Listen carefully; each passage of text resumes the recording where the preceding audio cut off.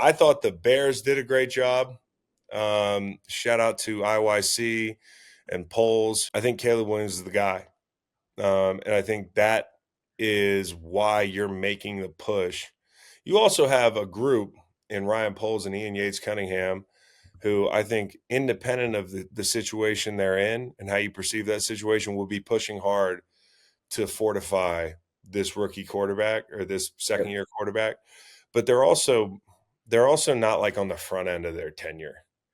And I think being aggressive is to be expected with guys who last year some people were saying, not me, but some people were saying like, well, the GM's got to go too.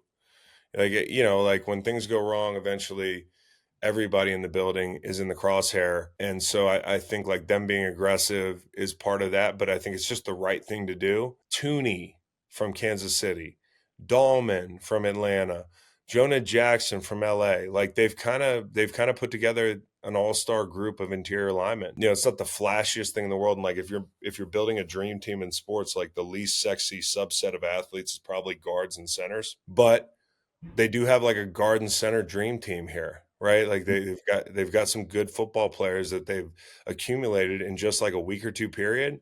And so the outlook for Caleb Williams is a lot better immediately. Not only that, on the defensive line, they had Grady Jarrett, who's a player I respect immensely, who had a great career in Atlanta, who wants to finish on top, who's been close, man, like 28-3 game, all that stuff. He's been an Atlanta athlete for his entire career, like not exactly a factory of happiness.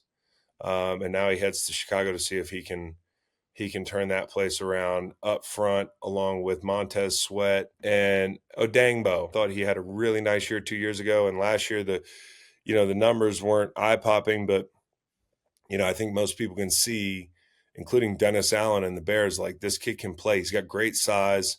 That's a Dennis Allen staple, having big physical guys up front. Honestly, like where he was in Indy last year with not a lot of pass coverage behind him, fractions of time not in his favor.